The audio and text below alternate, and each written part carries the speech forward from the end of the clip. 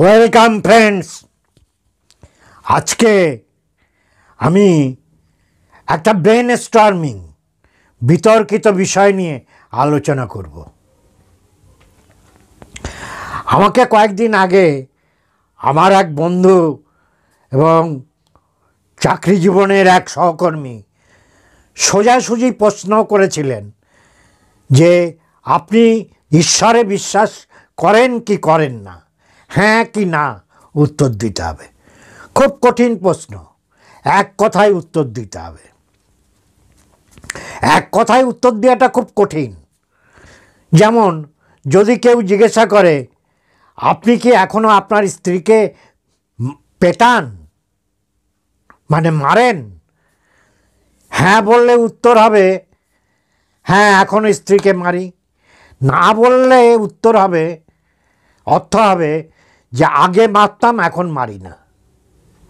অতএব এক কথায় উত্তর দেওয়া খুব কঠিন। কিন্তু আমার সে বন্ধু আমাকে জিজ্ঞাসা করেছে আপনি এক কথায় বলুন ভগবানে বিশ্বাস করেন কি করেন না। তার অনুরোধে আমাকে উত্তর দিতে হয়েছে না, আমি ভগবানের অস্তিত্বে বিশ্বাস করি না।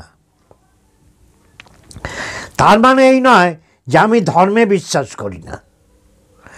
ধর্ম এবং ভগবান দুটো আলাদা আইডেন্টিটি। আজকে এই বিষয়ে আমরা একটু আলোচনা করব। আমি আপনাদের বন্ধু সুজয় বলছি। যদি আমার ভিডিও, বিশেষত ফিনান্সিয়াল ভিডিও, যে ভিডিওর দ্বারা আমি প্রতিশ্রুতি দিচ্ছি আপনাদের আর্থিক দুশ্চিন্তা এবং আর্থিক অসচ্ছলতা দূর করবই, যদি আমার প্রতিটা ফিনান্সিয়াল ভিডিও আপনারা মনোযোগ দিয়ে দেখেন, আপনাদের আর্থিক সমস্যার সমাধান অবশ্যই হবে।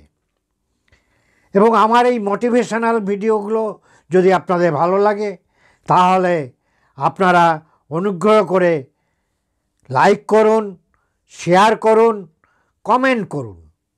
কী ধরনের ভিডিও পেতে চান কমেন্ট করুন, ঠিক সময় সেই ভিডিও পেয়ে যাবেন। আর যারা এখনও সাবস্ক্রাইব করেননি তারা আমার চ্যানেলটি লাল সাবস্ক্রিপশন বাটনটা ক্লিক করে দিন এবং নোটিফিকেশান বেলটা বাজিয়ে দিন, যাতে আপনাদের প্রয়োজনীয় ভিডিওগুলি প্রকাশের সাথে সাথে আপনাদের কাছে নোটিফিকেশান পৌঁছে যায়।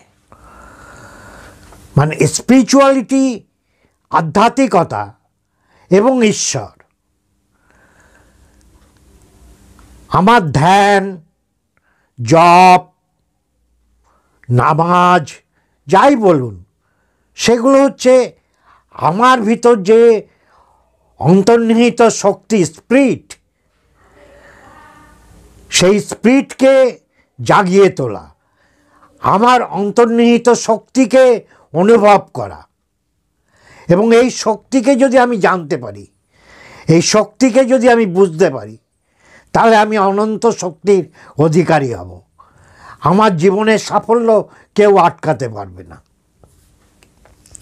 আর আপনি যদি ভাবেন যে কোনো একজন শক্তি আছে যে আপনার ভালো মন্দ সব ঠিক করে দিচ্ছে, ধরুন একটা খুব জনবহুল ট্রাফিক পার হবেন, আপনি যদি কারুর হাত ধরে সেই রাস্তাটা পার হন, আপনি কোনো দিকেই লক্ষ্য রাখবেন না যে গাড়ি আসছে কোন দিক থেকে, গাড়ি কি গায়ের উপর এসে পড়লো কি না, আপনি নিশ্চিন্তে রাস্তা পার হবেন। আপনি কোনো দিন স্বনির্ভর হতে শিখবেন না, কোনো দিন বিপদে পড়লে একা রাস্তা পার হতে পারবেন না। এই হচ্ছে ঈশ্বর বিশ্বাস। আর আপনি যদি নিজে স্বনির্ভর হন, আপনি নিজে রাস্তা পার হতে শেখেন, তাহলে আপনার কোনো ভয় নেই। এই আমাদের যে ভিতর যে অনন্ত শক্তি আছে, যে স্পিরিট, যা কেউ বলেন তাকে আত্মা বলুন, যাই বলুন, কেউ বলেন অন্তরের দেবতা, আপনি যেভাবেই তাকে ব্যাখ্যা করুন, আমাকে যতক্ষণ চিনতে পারবো, আমার ভিতরে যে শুভ শক্তি আছে তাকে জাগিয়ে তুলতে পারবো, তাকে জানতে পারবো, সেটাই হচ্ছে ধর্ম। এটা প্রথাগত ধর্মের সাথে একটু আলাদা। অতএব জপ তপ ধ্যান নামাজ পড়া এ সমস্তই সেই ধর্ম, সেই বস্তুতান্ত্রিক ধর্ম যেখানে কোনো অলৌকিকতার জায়গা নেই, যেখানে কোনো মিথ্যা বিশ্বাসের জায়গা নেই, যেখানে লোকের মুখে শোনা কোনো দৈব বা অপার্থিব কোনো বিষয় বিশ্বাসের জায়গা নেই, যেখানে শুধু আমি আমাকে চিনতে পারছি, আমি শুধু আমাকে জানতে চাইছি, আর এই আমার ভিতর যে অসীম শক্তি পুঞ্জীভূত হয়ে আছে তাকে জাগরণ ঘটানোই হচ্ছে এই ধ্যান বা বস্তুতান্ত্রিক ধর্মের কাজ। ধর্মকে যদি আমরা এইভাবে ব্যাখ্যা করি, আমার ব্যক্তিগত আচরণ ধর্ম কি? আমাদের লাইফস্টাইল, জীবনচর্যা। কি জীবনচর্যা? সৎ জীবনচর্যা। হিন্দু ধর্মে যুগ যুগান্ত ধরে যে কথা বারবার বলা হয়েছে, যে জন্যে এখানে কোনো প্রফেট বা মহামানব নেই যিনি হিন্দু ধর্ম প্রতিষ্ঠা করেছেন। মানুষের সভ্যতার ক্রমবিকাশের সাথে সাথে মানুষ শিখেছে, পরিশীলিত হয়েছে, আদিমতাকে পরিহার করেছে, করে আরও শুদ্ধ হয়েছে, আরও পরিশীলিত হয়েছে। সেই জ্ঞানই হচ্ছে ধর্ম। আর সেই সমস্ত কিছু আমার অন্তরের ভিতর রয়েছে। সেই আমাকে উদ্ভাবন করা, আমাকে বিকশিত করা, আমাকে জাগিয়ে তোলা, যে পদ্ধতিতেই করুন সেটাই ধর্ম। এর ভিতরে কোনো অলৌকিকতা নেই, কোনো অদেখা ভগবানের অস্তিত্ব নেই। আমরা এই ভগবান আল্লাহ এগুলো ভাবি কেন? যে আমরা নিজেরা নিজেদের উপর আস্থা রাখতে পারি না, তখন আমরা অন্য কারোর উপর একটা ভরসা করি যে উনিই সব করেছেন, উনিই সব করছেন। তাহলে আমার আর করার কিছু নেই। আমার পরীক্ষায় ভালো হলে ঈশ্বরের ইচ্ছায় হয়েছে বা আল্লাহর ইচ্ছায় হয়েছে, আমি পরীক্ষায় খারাপ করলে আল্লাহর ইচ্ছায় হয়েছে বা ভগবানের ইচ্ছায় হয়েছে। আমার দুঃখ কষ্ট বা কোনো নারী ধর্ষিত হলো, কেন হলো? ঈশ্বরের আল্লাহ ইচ্ছায় হয়েছে, আল্লাহর ইচ্ছায় হয়েছে। তাহলে তো আর কিছু করার থাকে না, বিচার ব্যবস্থা কোনো কিছুরই থাকার দরকার নেই, সবই তো আল্লাহ বা ঈশ্বর করছেন। তাহলে আর বিচার করে কী হবে? বিচার করবেন তো উনি। আমি ঈশ্বর বা ভগবানকে এভাবেই ভাবি। আমি মনে করি যদি কোনো সৎ কিছু থাকে, শুভ কিছু থাকে, সেটা আমার ভিতর আছে, সেটাকে জাগরণ ঘটানো এবং আমার ভিতর যে পশুত্ব এবং অশুভ শক্তি আছে তাকে বিসর্জন দেয়া, আমার ভিতর সমস্ত অশুভ শক্তি এবং পশুত্বকে বিনাশ করাই হচ্ছে আমার সাধনা, আমার ধ্যান, আমার পূজা, আমার নামাজ।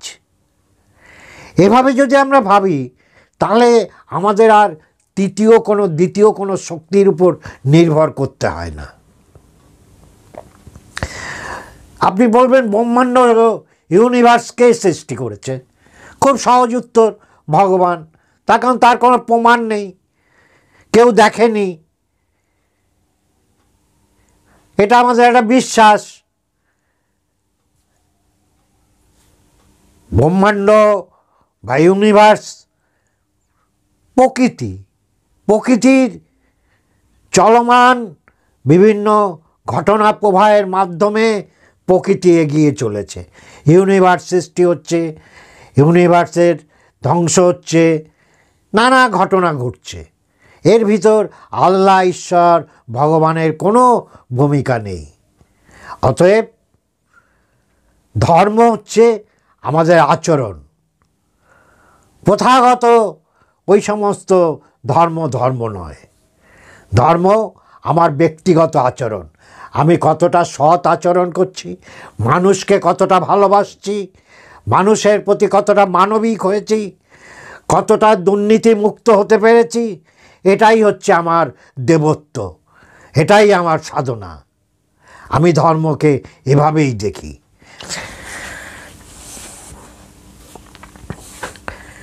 যে কথা বলছিলাম, ধর্ম ধর্ম কি?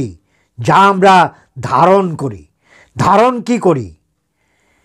সম্পত্তি, স্ত্রী, পুত্র, সন্তান, কন্যা, কোনো কিছুই আমরা ধারণ করি না, সব ত্যাগ করে যেতে হয়। আজ আছে কাল নেই, আজকে সম্পত্তি আছে কালকে শূন্য ঘটি। আমরা ধারণ করি কিছু চারিত্রিক গুণ, কিছু মহৎ গুণ, যা আমাদের সমস্ত ধর্মে, হিন্দু ধর্ম, জৈন ধর্ম, বৌদ্ধ ধর্ম, খ্রিস্টান ধর্ম, ইসলাম ধর্ম, সমস্ত ধর্মের মহামানবরা মানব জাতির প্রতি সেই সমস্ত বাণীর কথা উল্লেখ করেছেন, যা মানুষকে আরও মহত্তর করে তোলে। আমরা সেগুলো দেখি না, সেগুলো মানি না। কোনো ধর্মে বলা হয়নি মানুষকে ঘৃণা করতে, অসৎ উপায় জীবনযাপন করতে। সমস্ত ধর্মে মানুষকে শুভ জ্ঞান দেওয়া হয়েছে, তার মহত্ব বিকশিত করার চেষ্টা করা হয়েছে। সেটা বিভিন্ন মাধ্যমে সেটা করা হয়, সেই মাধ্যম নিয়ে আমার কিছু আপত্তি আছে। কিন্তু সমস্ত ধর্মগ্রন্থ যে কথাগুলো বলেছে, যে বাণীগুলো দিয়েছেন সেই মহামানবরা, সেগুলো পরিধানযোগ্য, সেগুলোকে শ্রদ্ধা করতে হবে, সেগুলোকে বারবার পড়তে হবে। তবেই আমরা সত্যিকারের মানুষ হয়ে উঠব। আর সত্যিকারের মানুষ হলে আমরা সফলতা পাবই, আমরা ভয় পাব না। যারা অত্যাধিক ঈশ্বর বিশ্বাসী, তারা বেসিক্যালি ভীত হয়, এই বুঝে আমার কোনো বিপদ ঘটে গেল। বিপদ তো প্রাকৃতিক ঘটনা, যে কোনো সময় যাকে যে কেউ ঘটতে পারে। ভয় পাবার কি আছে? এ আমাকে আক্রমণ করবে, ও আমার ক্ষতি করবে, ও কালো জাদু করবে, এই যে ভয়, এইগুলোই হচ্ছে তথাকথিত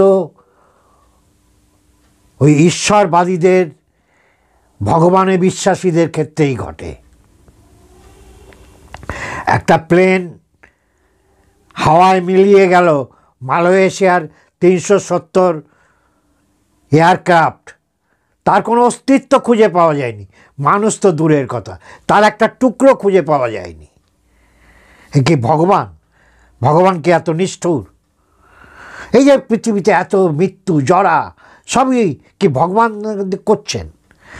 তা সেই ভগবানের উপর আমাদের কেন আস্থা থাকবে? কেন তাদের বিশ্বাস করব? এই যে কিছু মানুষ অতি ধনী, কিছু মানুষ অতি গরিব, এ কি তার ইচ্ছাতে? যদি তার ইচ্ছা হয় তাকে বিসর্জন দিন, তার কথা ভাববেন না, শুধু নিজের কথা ভাবুন যে আমি কি পারি, আমি কতটা করতে পারি, কতটা ভালো এই পৃথিবীর জন্যে, এই ধরিত্রীর জন্যে কতটা ভালো করে যেতে পারি, বাসযোগ্য করে যেতে পারি, সেটা ভাবুন। আর যখনই আপনি এটা ভাববেন, আপনার ভিতর এক অসীম শক্তির তরঙ্গ খেলে যাবে, বিদ্যুৎ খেলে যাবে। আপনি কোনো কিছুকে আর ভয় পাবেন না, মৃত্যু ভয় থাকবে না, শত্রু ভয় থাকবে না, শ্মশানে যেতে ভয় পাবেন না। এটাই হচ্ছে মনুষ্যত্ব, এটাই হচ্ছে ধ্যান, এটাই নামাজ। ওই ধর্ম, ভগবানবিহীন ধর্মকে ভাবুন, তাহলেই দেখবেন জীবনের সব সমস্যার সুন্দর সমাধান। আনন্দিত মানুষ। আপনি অমৃতের পুত্র, আমরা অমৃতের পুত্র। আমাদের ভয় কিসের? দুঃখ কিসের? মৃত্যু, জরা, ব্যাধি, এসবই একটি ঘটনা মাত্র, এ কেউ সৃষ্টি করে না। কোনো ঈশ্বর আল্লাহর কাজ এগুলো নয়।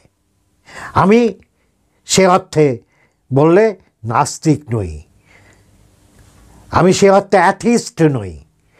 ভগবানে বিশ্বাস করি না বলে আমি অ্যাথিস্ট নই। আমি আমার ভিতরে যে শক্তি রয়েছে তাকেই আমি দেবতা ভাবি, তাকে আমার ভিতর যে শুভ শক্তি আছে।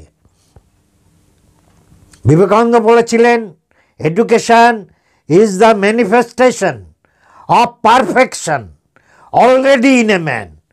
আমি জন্ম মুহূর্তে আমার ভিতর যে শুভ গুণগুলো আছে, সততা, মহত্ব, প্রেম, তাকে ম্যানিফেস্ট করা, তাকে জাগিয়ে তোলা, তাকে আরও প্রসারিত করা, এটাই হচ্ছে শিক্ষা, এটাই হচ্ছে ধর্ম।